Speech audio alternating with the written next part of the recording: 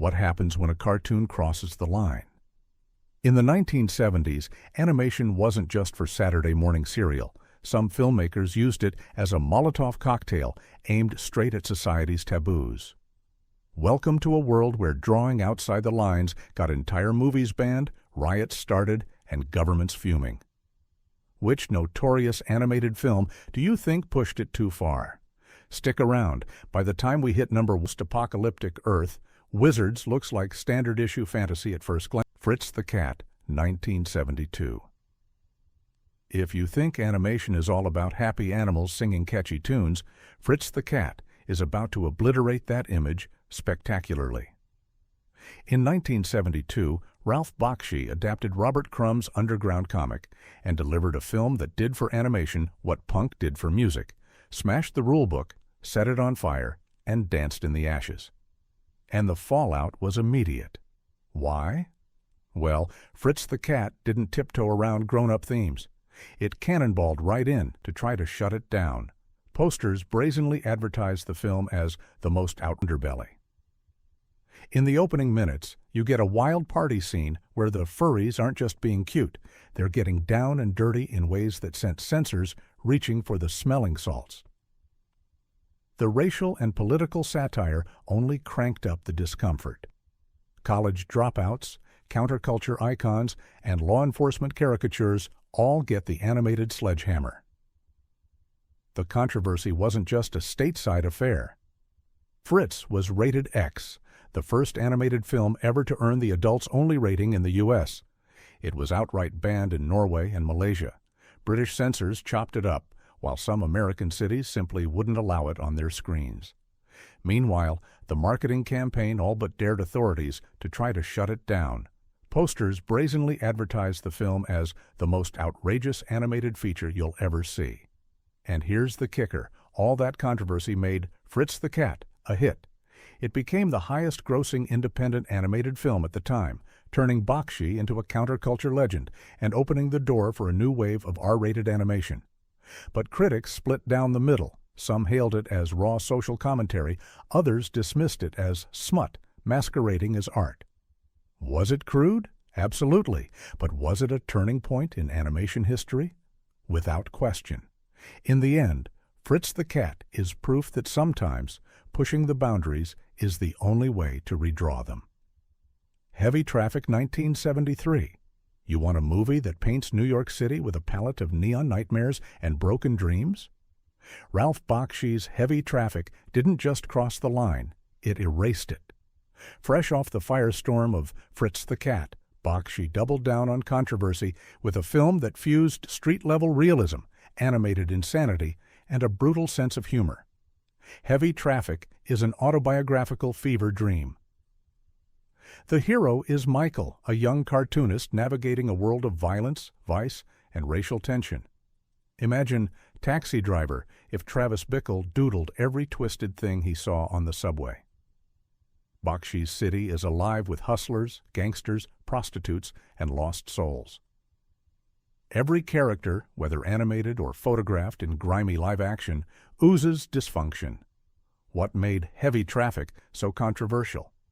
Start with the explicit sex and violence, then crank it up with a soundtrack of slurs, stereotypes, and dark comic gags.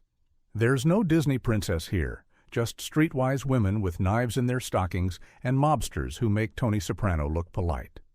Bakshi's honest, sometimes painfully so, depiction of New York's melting pot made some critics accuse him of racism, while others saw fearless social commentary. Bans and censorship were almost a given. The British Board of Film Censors demanded multiple cuts before release. Some U.S. theaters refused to show it at all. Australia slapped it with an R rating and parental panic, while other countries simply blocked it outright. In several cities, religious groups picketed outside theaters, holding signs accusing the filmmakers of moral decay. But Heavy Traffic also drew high praise from some of the same critics who condemned it. Roger Ebert called it one of the most original American animated films ever made, and it quickly developed a cult following. For Bakshi, it was proof that lightning could strike twice, if you were willing to take the heat. Heavy Traffic is not for the faint of heart. But if you're brave enough to ride along, it's a trip through the underbelly of 70s America that you won't forget, no matter how hard you try. Animation, after all, isn't just for bedtime stories. Sometimes it's a nightmare with a beat you can't ignore. Belelladana of Sadness. 1973. Take everything you know about Japanese animation and toss it out the window, because Belelladana of Sadness isn't just controversial, it's downright hallucinogenic. Released in 1973, this psychedelic fever dream from director Eiichi Yamamoto fused sex, violence, and sorcery into an avant-garde spectacle that had censors across the globe clutching their pearls. The plot is deceptively simple. Jeanne, a peasant woman in medieval France, is assaulted, betrayed, and ultimately makes a pact with the devil. But how the story is told, that's where things get wild. Watercolor visuals bleed and morph, images slide from beautiful to grotesque, and surreal eroticism pulses through every frame. There are sequences so explicit, even today's edgy anime rarely go there. The film's sexual violence and unflinching imagery ignited outrage. In Japan, Belelladana of Sadness was heavily censored before it could see release. France, the setting for Jeanne's suffering, also demanded cuts, while in South Korea and other conservative nations it was banned outright. Feminists and critics clashed over the movie's meaning. Was it exploitative or a searing indictment of patriarchal abuse? Belelladana bombed at the box office. Its original backers, the legendary Mushi production studio, went bankrupt shortly after. For decades, the film existed as a ghost. Rare bootlegs passed among cult fans, while its psychedelic imagery haunted art books and internet forums. But here's where it gets interesting. Belelladana of Sadness made a comeback. In the 2010s, it was rediscovered, digitally restored, and finally embraced as a lost masterpiece. Critics reappraised it as a feminist work decades ahead of its time. Today, the movie is celebrated for its unique visuals, experimental storytelling, and willingness to tackle trauma and desire with an unflinching eye. Was it too much for the 1970s? Absolutely. But Belelladana of Sadness now stands as proof that animation isn't just for escapism. It can be art, protest, and a challenge all at once. Tarzun. Shame of the Jungle, 1975. Some movies are controversial because they challenge authority. Others get banned because, frankly, they're just too weird for polite society. Tarzun, Shame of the Jungle, falls firmly in both camps. A Belgian-French animated spoof so raunchy and outrageous that it racked up more bans than laughs, and it had a lot of laughs. The premise? Imagine the legendary Tarzan swinging through the jungle, but instead of rescuing damsels, he's dodging X-rated jokes, psychedelic gags, and anatomical sight gags that would make even a 70s stand-up blush. It's pure parody with a dash of absurdism and a whole heap of R-rated humor. No topic is off-limits. Sexuality, colonialism, politics, and more get gleefully shredded. It didn't take long for trouble to arrive. The Edgar Rice Burroughs estate sued to have Tarzun blocked in the United States, forcing a title change to Shame of the Jungle and heavy edits. But the fun police weren't done. Ireland, the UK, and New Zealand banned the film outright for its sexual content and what censors called gross indecency. Even in France, the supposed home of liberté, the film struggled with censorship boards. What really ruffled feathers was the film's relentless willingness to mock everything. No sacred cows survived. The animation style, crude, trippy, and constantly self-mocking, added to the sense of gleeful chaos. Critics were split. Some called it a triumph of bad taste, a send-up of social taboos, and a jab at cultural hypocrisy. Others just called it garbage with a budget. Yet in the end, Tarzun, Shame of the Jungle, became a cult classic.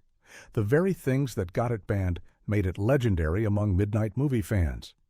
It's the kind of film people watch just to say they survived it, and then dare their friends to do the same. Bottom line, if you want to see just how wild, uninhibited, and flat-out bizarre 1970s animation could get. Tarzun swings in as Exhibit A. Just don't expect Disney or even Mel Brooks to touch this jungle. Wizards 1977. You'd think a fantasy cartoon about elves, fairies, and wizards fighting the forces of evil would be harmless, right? Well, think again. Wizards, another brainchild of Ralph Bakshi, used sword and sorcery as a Trojan horse for political commentary so potent it got the film banned in entire countries. Set on a post-apocalyptic Earth, Wizards looks like standard-issue fantasy at first glance.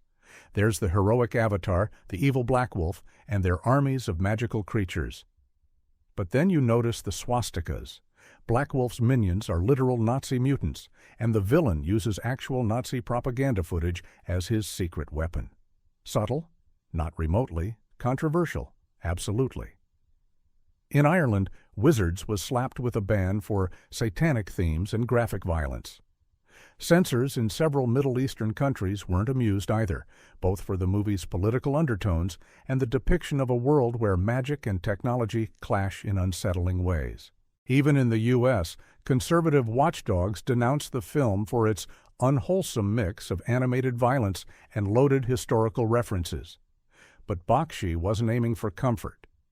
Wizards was conceived as an anti-war epic, a direct response to the rise of fascism and the horrors of World War II, all wrapped up in psychedelic visuals and head-spinning action.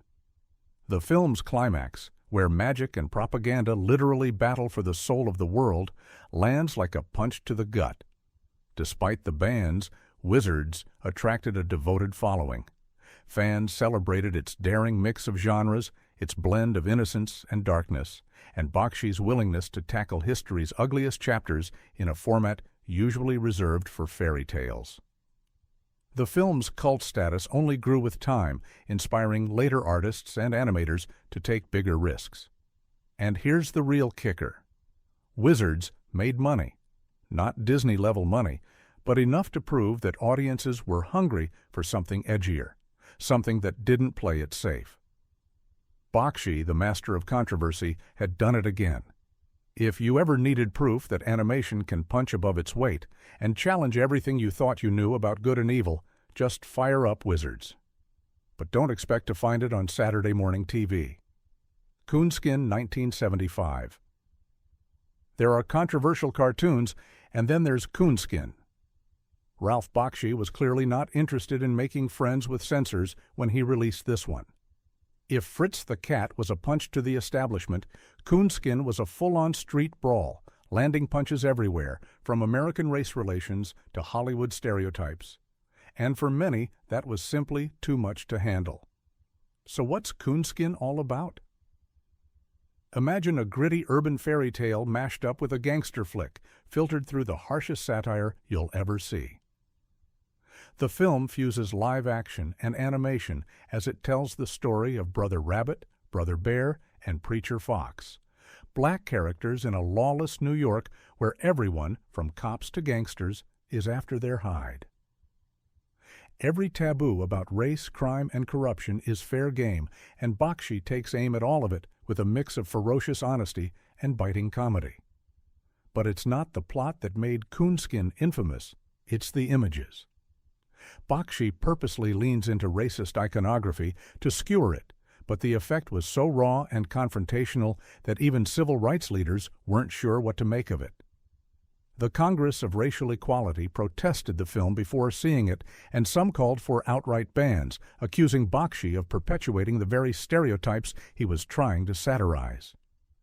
That outrage spread fast. Major U.S. theater chains dropped the film almost immediately, while international distributors simply refused to touch it. In South it, but the effect was so raw under apartheid censorship, and even in supposedly open-minded Europe, screenings were rare and controversial. In some cities, the film could only be seen in underground cinemas or during one-night-only events that played up its banned reputation. Yet, decades later, Coonskin is being reappraised. Some now see it as a brutally honest reflection of American culture, a work that exposes hypocrisy by mirroring it, not by hiding from it. Bakshi's defenders argue that he was holding up a mirror, forcing audiences to confront their own complicity. Was it misunderstood genius or reckless provocation? Coonskin leaves that question hanging in the air like the smoke from a back-alley brawl. But one thing's for sure. It's one of the most controversial animated films ever made, and its legacy is still sparking arguments wherever cartoon history gets serious. Allegro Nontropo, 1976. What if someone took Disney's Fantasia, spiked it with Italian wine, and cranked the naughtiness up to 11? You'd get Allegro Nontropo, a surreal animated symphony that's as cheeky as it is controversial. Released in 1976, Bruno Bozzetto's cult classic threw subtlety out the window, and in the process gave censors across Europe heartburn. On paper, Allegro Nontropo seems harmless, 6 animated shorts set to iconic pieces of classical music. But where Disney went for magic and majesty, Bozzetto served up slapstick, satire, and a fair amount of nudity. His animators tackled everything from the origin of life to Adam and Eve's expulsion from Eden, to an absurd evolution sequence that mocks everything from modern society to war. Why the uproar? Bozzetto didn't just lampoon Disney, he lampooned Catholicism, politics, consumerism, and the whole notion of proper animation. One sequence, featuring an old woman's sexual awakening, sent the Italian censors scrambling for scissors. TV broadcasts were edited down, and some countries, particularly those with strong religious traditions, refused to air it at all. Even in its homeland, Allegro Nontropo ruffled feathers. Italian TV aired a heavily censored version, cutting any scenes that hinted at nudity, sexuality, or sacrilege. In other countries, the film played to sold-out art house crowds, but was labeled adults only. The Vatican's official newspaper called it an insult to the spirit of art, which of course only made the film more popular among rebellious youth. Despite, or maybe because of, the bans, Allegro Nontropo has aged into a cult favorite. Bozzetto's animation is clever, his jokes are razor-sharp, and the film's willingness to poke fun at just about anything means it's still fresh and still a little shocking today. Bottom line, if you think cartoons have to play it safe, Allegro Nontropo will have you laughing, blushing, and maybe hiding the remote when the kids walk in. For some, that's the best kind of art there is. Once Upon a Time. Man, 1978. You probably remember Once Upon a Time, Man as that educational French cartoon about the history of humanity, but did you know it stirred up a storm of controversy and faced bans in several corners of the world? Sometimes even educational animation can spark the most unexpected outrage. Launched in 1978, Il était une fois, L'Homme set out to tell the story of human civilization, from Neanderthals to the space age, with a quirky cast of recurring characters and eye-catching, sometimes irreverent animation. On the surface, it's all about teaching kids history and science in a fun, approachable way. But dig a little deeper, and you'll find why some countries weren't on board. First up, religion. The show didn't shy away from evolution or the Big Bang, which set off alarm bells in Spain under Franco's regime and in deeply religious parts of Latin America. In those places, broadcasters either pulled entire episodes or edited them beyond recognition. Some Middle Eastern countries banned the show for its Western secular outlook and depiction of religious conflicts. But it didn't stop there. Once Upon a Time. Man tackled war, revolution, and controversial historical figures with a bluntness rarely seen in kids' TV. When the series depicted colonialism, slavery, or even the Holocaust, it refused to sugarcoat history. In some Eastern European countries under communist rule, censors objected to how the Soviet Union was depicted, sometimes banning episodes that didn't fit official narratives. The backlash turned the cartoon into a symbol of free thought for many young viewers, especially in countries where censorship was the norm. Fans swapped bootleg copies, and the show even became a sort of underground phenomenon in places where it was technically banned. Today, Once upon a time. Man is hailed as a trailblazer, one of the first shows to treat young audiences like they could handle the messy truth about humanity. But back in the 1970s and 80s, it proved that you don't need explicit sex or violence to get the censor's attention. Sometimes all it takes is telling the truth, one animated episode at a time. Fantastic Planet. If you think animation is just for escapism, Fantastic Planet will jolt you awake. This French-Czech masterpiece is more trippy sci-fi allegory than kids' cartoon, and in 1973 it was so politically charged that censors in Eastern Europe wanted nothing to do with it. The story, on the distant planet Igum, tiny human-like Oms are kept as pets by the giant blue-skinned drags. It's a strange, dreamlike world, full of surreal creatures and cosmic landscapes, but don't let the watercolor art fool you. This is no bedtime story. The Om's struggle for freedom is a thinly veiled allegory for oppression and totalitarianism, drawing uncomfortable parallels with real-world regimes. It didn't take long for the authorities to notice. In the communist Czechoslovakia, the film was shelved almost immediately after release, its creators accused of smuggling subversive ideas past the censors. For years, Fantastic Planet was only available in underground screenings, with the government trying to erase its existence. Other Eastern Bloc countries quickly followed suit. But even outside the Iron Curtain, Fantastic Planet made some nervous.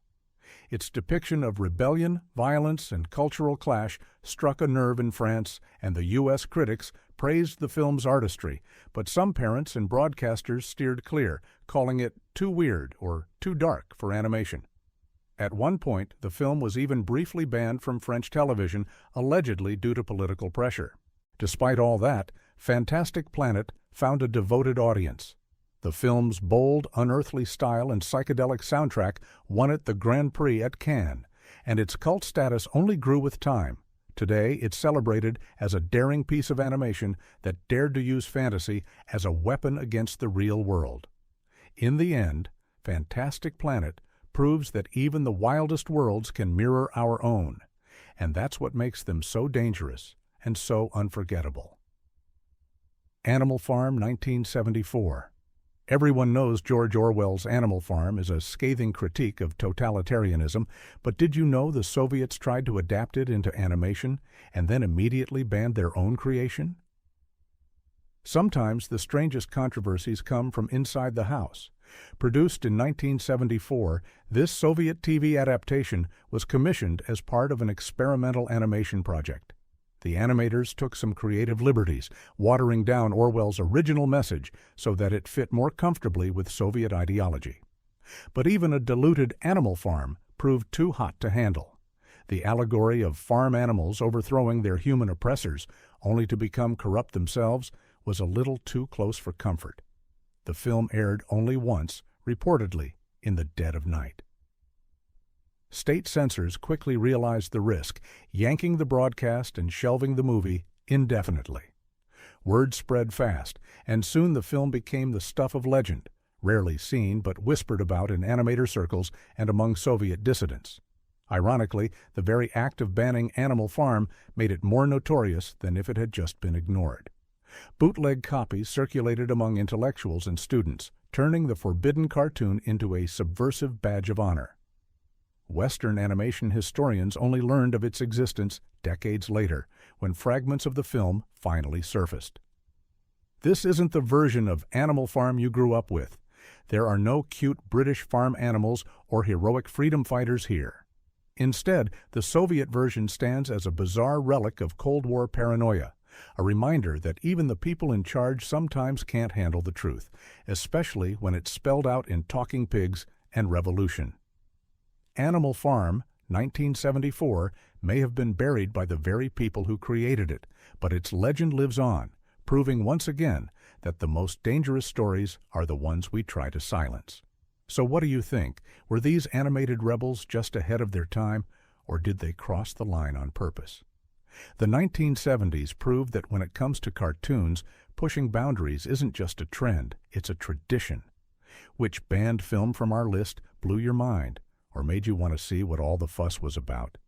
Let us know in the comments, subscribe for more, and remember, sometimes the wildest stories aren't fairy tales, they're real and animated.